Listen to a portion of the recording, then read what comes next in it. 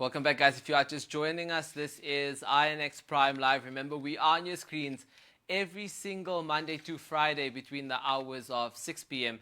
and 8 p.m. Now, we know that COP28 did take place about a year ago in the United Arab Emirates, and it is obviously one of the most important events when it comes to the United Nations, especially when it comes to climate and looking at any changes in climate as well. Now, we do know that one of the very important topics that was covered in last year's COP28 was about the value of farming and farmers, and more specifically about being able to create an ecosystem for small farmers to succeed, not only in the country but all around the world. Now, to chat more about this, we are actually joined by Praveena Sridhar, who is actually the Chief Technical Officer at Safe Soil, and we're actually welcoming her right now. Praveena, thank you so much for joining us here on INX Prime Live.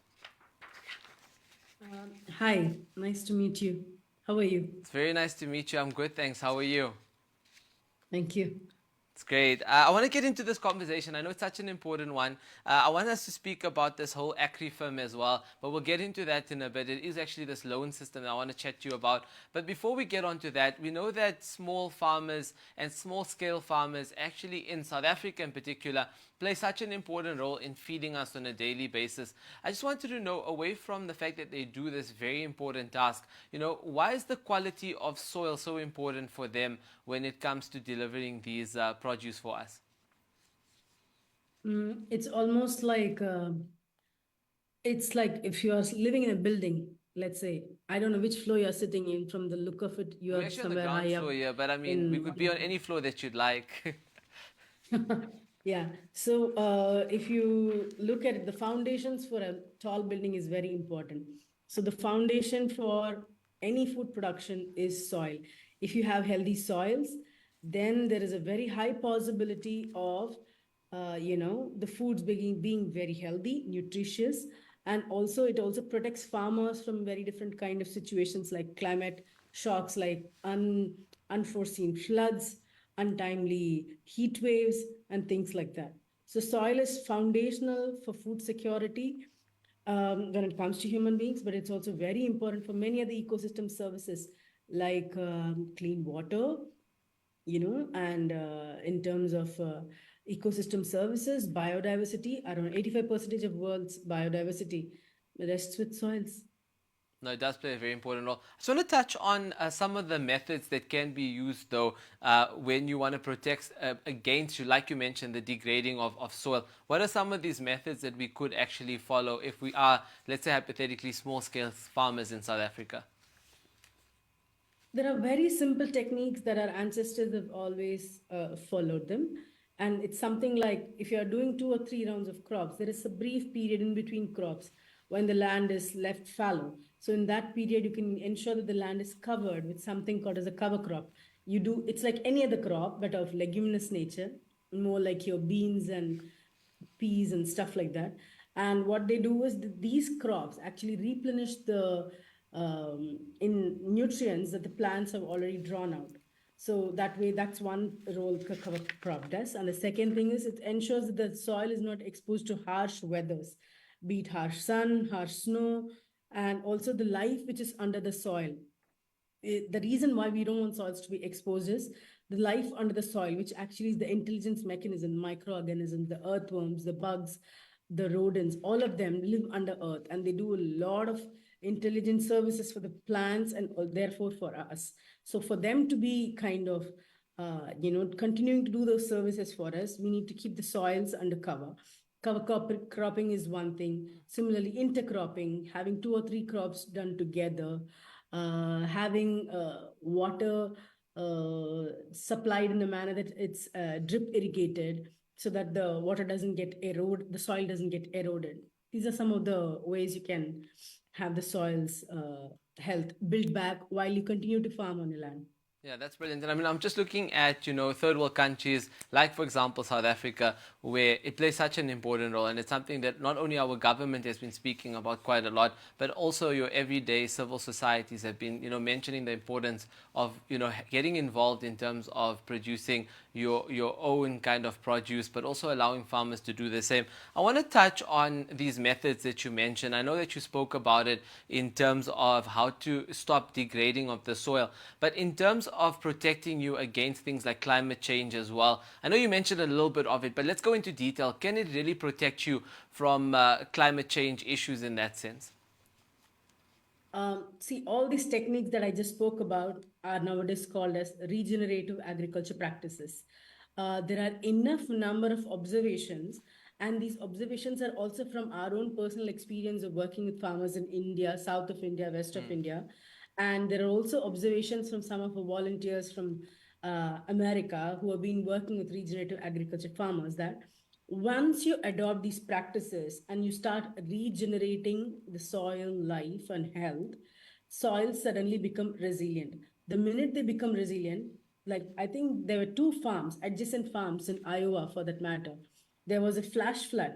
One of the farms had the crop still standing, whereas the other one had all the crop fallen down. I think it was corn or some grain crop, right? So this is a very classic example of what regenerative agriculture practices does to you as a response to climate shocks. Similarly, what happens, let's say, in the case of droughts, the rains didn't come on time, and you have already sown your crop. What will happen? What we have observed is that the farmers who have been doing regenerative agriculture practices have seen reduction in yield. Let's say you're going to be able to produce 1,000 kilos this year from a patch of land. That might go down to 800 or 900 or 700, but it will never go down to zero because the soil is retained water. It's become a very good sponge which can hold on to water and give away the water when the plants need it, as and when they grow, right? Whereas the soils which are not healthy, you give the water, it actually runs off. Maybe some of it is taken by the plants which are living on it, but it doesn't hold on to the water because it doesn't have the porosity. It doesn't have the root networks and the organic matter, which actually makes the soil a very porous material. So building soil health, especially by bringing in organic matter into the soil, protects farmers from all these events.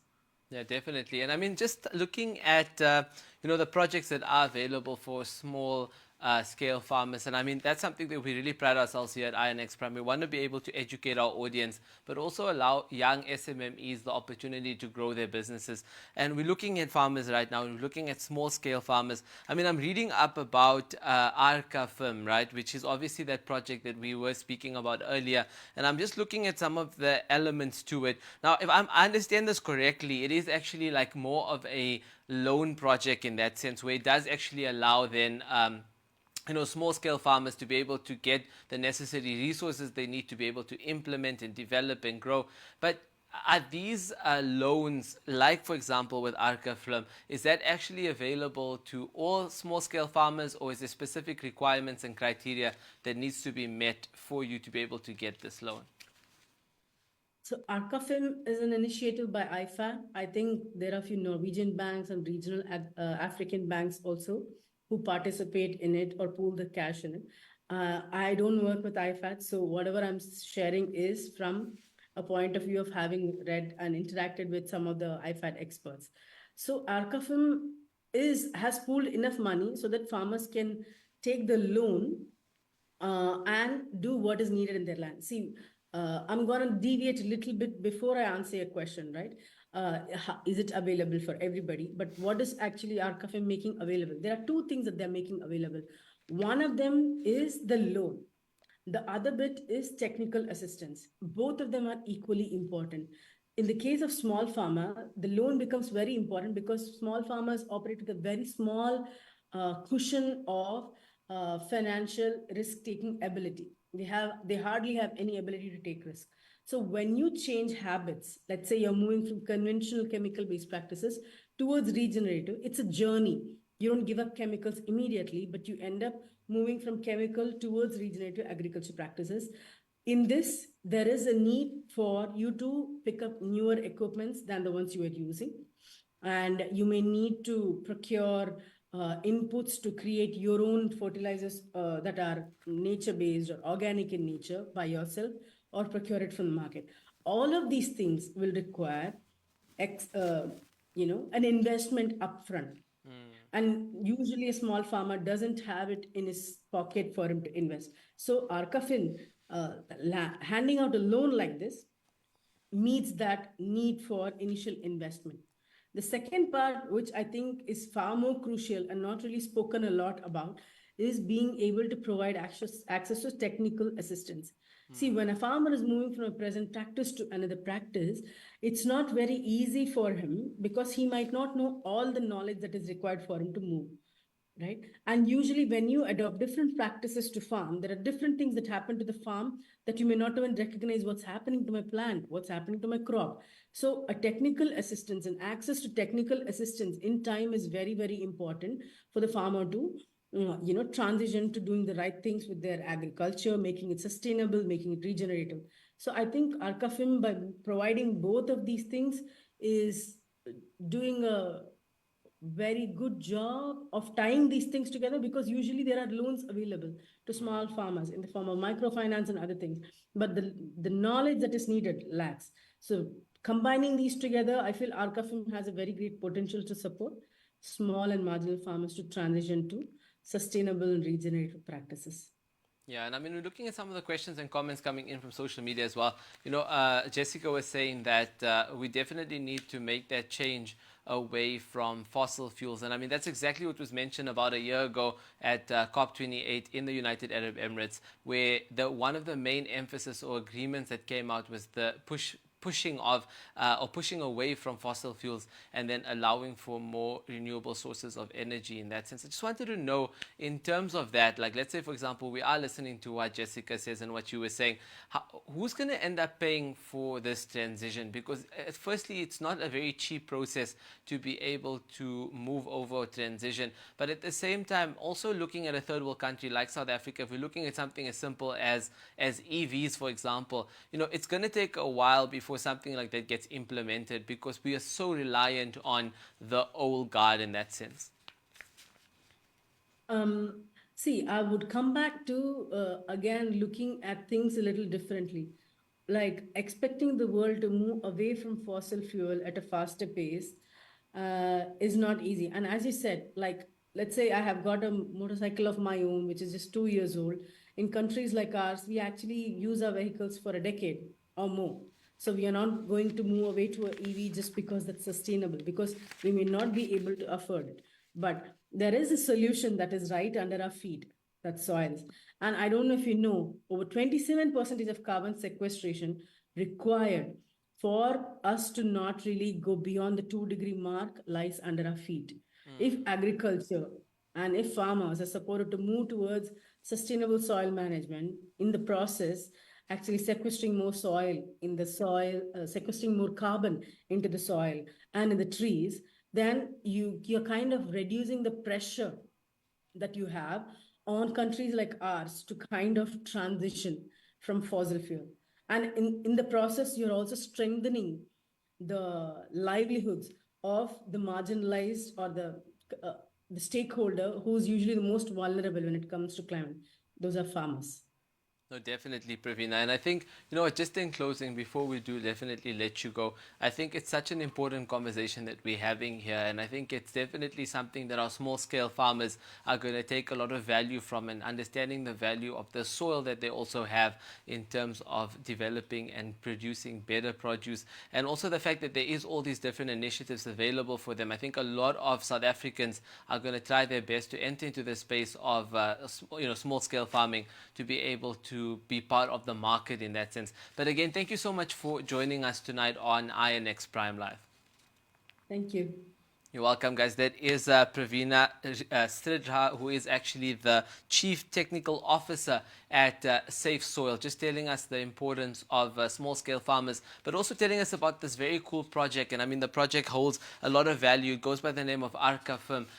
which is more of a loan that allows small-scale farmers to be able to get the necessary resources and exposure that they need to be able to develop and grow themselves to a certain point, and then obviously progress from there. We hope to see more SMMEs and small-scale farmers do very well in South Africa and all around Africa. But on that note, we are going to take a quick ad break. We'll come right back.